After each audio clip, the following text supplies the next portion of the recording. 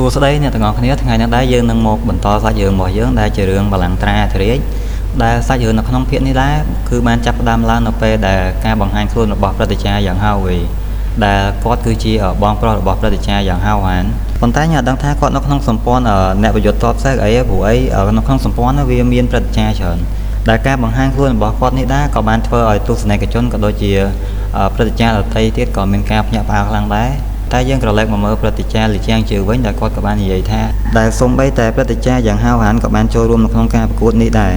ដែលភ្លាមនឹងដែរគាត់ក៏បានបន្តទៀតថាប្រហែលជាសម្ព័ន្ធអ្នកប្រយុទ្ធតបសេះហ្នឹងក៏បានផ្ញើសារទៅកាន់ព្រឹទ្ធាចារ្យឡុងស៊ីងអ៊ីដែលឡុងស៊ីងអ៊ីហ្នឹងគាត់ជាឪពុករបស់ឡុងហៅឈិនទូឯកប្រុសរបស់យើងហ្នឹងប៉ុន្តែយើងក្រឡេកមកមើលឋានវ៉ាន់វិញយើងឆ្ងល់ដោយសារតែនាងអត់ដែលបានឃើញព្រឹទ្ធាចារ្យយ៉ាងហៅទេដល់ចឹងហើយនាងក៏មានការឆ្ងល់ក៏បានសួរទៅកាន់គ្រូរបស់នាងថាអ្នកបង្ហាញខ្លួននៅក្នុងទីលានប្រកួតហ្នឹងជានរណាគេ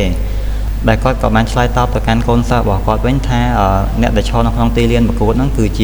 យ៉ាងហៅវីដែលយើងអាចនិយាយបានថាគាត់គឺជាលីចិនមួយឬក៏ជាមនុស្សដែលមានសមត្ថភាពខ្លាំងដែលខ្ញុំចង់និយាយប្រាប់អ្នកទាំងអស់គ្នាឡើយហ្នឹងតិចព្រឹទ្ធាចារ្យយ៉ាងហៅវីគឺគាត់ស្ថិតនៅក្នុងកម្រិតទី9ដំណាក់កាលកំពូលប៉ុន្តែយើងក្រឡេកមកមើលព្រឹទ្ធាចារ្យយ៉ាងហៅវីវិញអាហ្នឹងខ្ញុំអត់ដឹងថាម៉េចទេគេគូមិនបានជាព្រឹទ្ធាចារ្យស្អាតខ្ញុំមានអារម្មណ៍ថាគាត់អាយុច្រើនប៉ុន្តែគាត់ស្អាតជាងឡុងហៅឈិនទៀតប៉ុន្តែយើងក្រឡេកមកមើលព្រឹទ្ធាចារ្យលីវិញដោយសារតែការមកដល់របស់ព្រឹទ្ធាចារ្យយ៉ាងមិញហ្នឹងក៏មានសម្ពាធថាអំពើខ្លាំងដូច្នេះហើយសូម្បីតែខ្លួនគាត់ផ្ទាល់ក៏គាត់អត់ដឹងថាព្រឹទ្ធាចារ្យយ៉ាងនៅកម្រិតទីប្រមាណដែរព្រឹទ្ធាចារ្យលីគាត់នៅកម្រិតទី9ដំណាក់កាលទី4ហើយចំណែកឯព្រឹទ្ធាចារ្យយ៉ាងវិញគាត់ស្ថិតនៅក្នុងកម្រិតទី9ដំណាក់កាលកំពូលអានោះមានន័យថាកម្រិតទី9ដំណាក់កាលទី9កំពូលបើចឹងហើយគាត់មិនអាចនឹងមើលដឹងកម្រិតធម៌ពលរបស់ព្រឹទ្ធាចារ្យយ៉ាងហើយភ្លាមនឹងដែរឡុងហៅឈិនក៏បានធ្វើការគ្រប់ទៅកាន់ព្រឹទ្ធាចារ្យយ៉ាងបន្តិចដែរហើយគាត់ក៏បានគិតបន្តិចផងដែរដោយសារតែគាត់អត់ដែលបានឃើញព្រឹទ្ធាចារ្យយ៉ាងកន្លងមកដូច្នេះហើយតើគាត់អាចយកឈ្នះព្រឹទ្ធាចារ្យយ៉ាងបានដោយវិធីណាអាហ្នឹងដោយសារតែទាំងការវឹកហាត់ឬក៏បច្ចេកទេសផ្សេងៗហ្នឹងគឺគាត់ដែលបានឃើញព្រឹទ្ធាចារ្យយ៉ាងវិញចេញដូច្នេះហើយគាត់ពិបាកក្នុងការទប់ទល់ហើយក៏ពិបាកក្នុងការប្រើប្រាស់ស្នៀតដើម្បីយកឈ្នះទៅលើព្រឹទ្ធាចារ្យយ៉ាងហើយភ្លាមនឹងដែរព្រឹទ្ធាចារ្យយ៉ាងគាត់ក៏បានអរគុណទៅកាន់ឡុងហៅឈិនផងដែរពីព្រោះថារយៈពេលកន្លងមកហ្នឹងគឺគាត់តែងតែធ្វើការប្រកួតប្រជែងឬក៏អាហ្នឹងមានន័យថាគាត់ប្រកួតប្រជែងដើម្បីវឹកហាត់ជាមួយនឹងយ៉ាងមិនចៅដែលត្រូវជាចៅរបស់គាត់ហ្នឹងប៉ុន្តែឡុងហៅឈិនក៏បានតបទៅវិញដែរថាមិនអីទេព្រឹទ្ធាចារ្យពីព្រោះថារឿងទាំងអស់នេះគឺជារឿងអ្វីដែលពួកគេគួរតែធ្វើនោះទេប៉ុន្តែមុននឹងការប្រកួតនេះចាប់ផ្ដើមព្រឹទ្ធាចារ្យយ៉ាងគាត់ក៏បាននិយាយទៅកាន់ឡុងហៅឈិនដែរថាក្នុងការប្រកួតនេះគឺគាត់អនុញ្ញាតឲ្យឡុងហៅឈិនប្រើប្រាស់សត្វជំនិះហើយនិងអាវុធរបស់គាត់ដោយសារតែគាត់ចង់ដឹងពីសមត្ថភាពពិតប្រាកដរបស់ឡុងហៅឈិនដោយសារតែគាត់មានអាយុត្រឹមតែ21ឆ្នាំហើយគាត់អាចបំបែកចូលទៅកាន់កម្រិតទី9ដំណាក់កាលទី3បានដូច្នេះហើយគាត់ក៏ចង់ឲ្យឡុងហៅឈិនប្រើប្រាស់ស្នៀតទាំងប្រមាណដែលគាត់មានហ្នឹងគឺសម្រាប់ធ្វើការប្រកួតជាមួយនឹងគាត់បន្ទាប់ពីព្រឹទ្ធាចារ្យយ៉ាងនិយាយចប់ហើយភ្លាមនឹងដែរឡុងហៅឈិនគាត់ក៏បានកោះហៅនៅសត្វចំណីរបស់គាត់ដែលជា unicorn មកដែលធ្វើឲ្យមនុស្សគ្រប់គ្នាមានការភ្ញាក់ផ្អើលខ្លាំងមែនទែនពីព្រោះថាអ្នកចម្បាំងទូទៅ unicorn ហ្នឹងគេ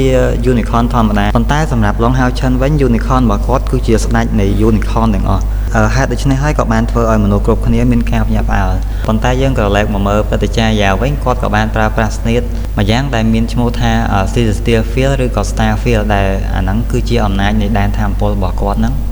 ហើយបន្ទាប់ពីស្នៀតរបស់អ្នកទាំងពីរបានបង្កើតពេញលេញហើយភ្លាមនឹងដែរឡុងហៅឈិនក៏បាននិយាយទៅកាន់ព្រឹទ្ធាចារ្យយ៉ាងដែរថាទុកឲ្យខ្ញុំសាកល្បងនៅកម្លាំងរបស់អ្នកមុនព្រឹទ្ធាចារ្យយ៉ាងដែលភ្លាមនឹងដែរព្រឹទ្ធាចារ្យយ៉ាងក៏បានបើកការវាយប្រហារទៅកាន់ឡុងហៅឈិនហើយភ្លាមនឹងដែរឡុងហៅឈិនគាត់ក៏បានប្រើប្រាស់ខែលសូយ៉ាចន្ទ្រារបស់គាត់ដើម្បីទប់ទល់ន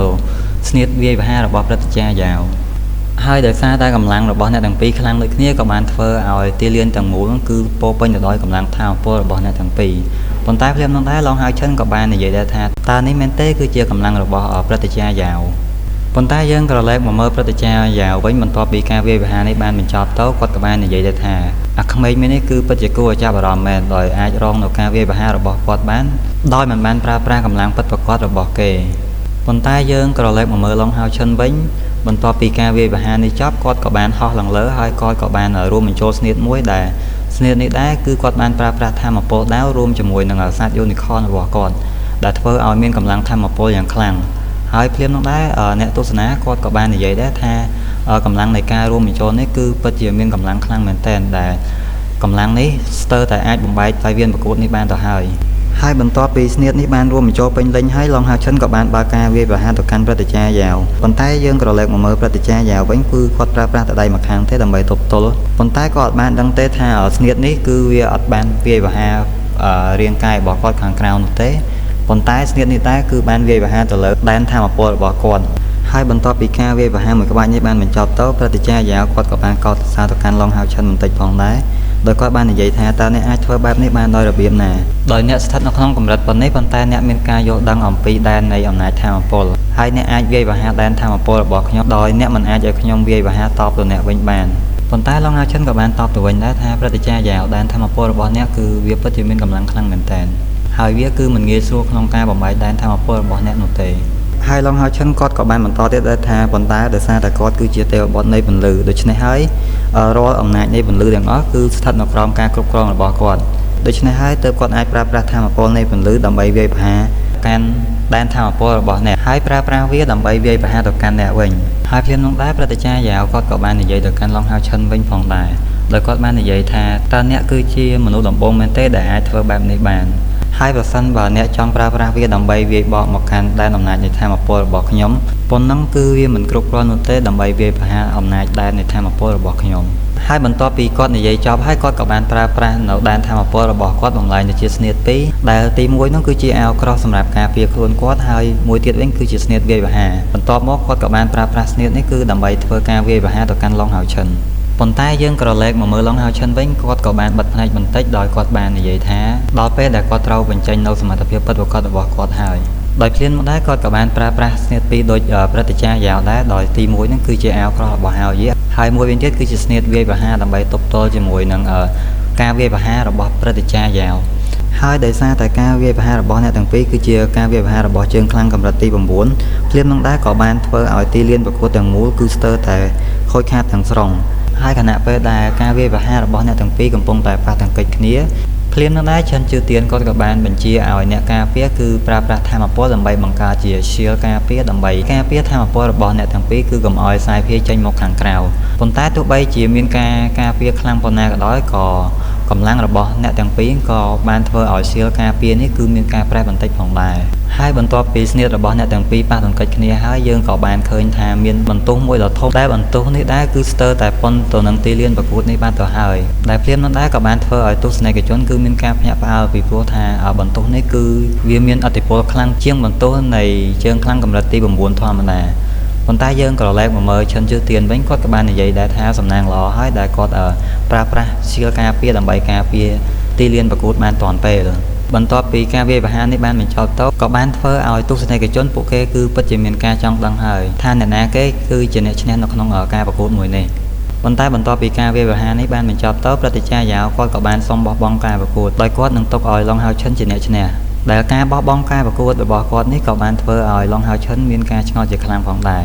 ប៉ុន្តែភ្លាមនឹងដែរគាត់ក៏បាននិយាយទៅកាន់ឡុងហៅឈិនថាឡុងហៅឈិនគឺស្ថិតនៅក្នុងកម្រិតទាបជាងគាត់ប៉ុន្តែគាត់អាចស្ដារនៅធម៌ពលវិញ្ញាណបានលឿនជាងគាត់ហើយប្រសិនបើគាត់នៅតែបន្តប្រកួតនោះគឺគាត់នៅតែចាញ់ឡុងហៅឈិនដដែលដូច្នេះហើយគាត់ក៏សុំបោះបង់ការប្រកួតមួយនេះហើយបន្ទាប់ពីព្រឹទ្ធាចារ្យយ៉ាវគាត់និយាយចប់ហើយភ្លាមនឹងដែរឈិនជឿទៀនគាត់ក៏បានប្រកាសដែរថាការប្រកួតនេះគឺឡុងហៅឈិនជាអ្នកទទួលបាននូវជ័យជំនះហើយដោយសារតែទីលានប្រកួតខូចខាតស្ទើរតែទាំងស្រុងហើយដូច្នេះហើយការប្រកួតបន្ទាប់គឺនឹងធ្វើឡើងនៅថ្ងៃស្អែកហើយដោយសារតែការប្រកួតរបស់គេត្រូវលើកនៅថ្ងៃស្អែកដូច្នេះហើយវីដេអូហ្នឹងក៏ខ្ញុំសូមបញ្ចប់តែត្រឹមហ្នឹងដែរអ្នកទាំងអស់គ្នាចាំជួបគ្នានៅក្នុងវីដេអូក្រោយបាទអរគុណច្រើន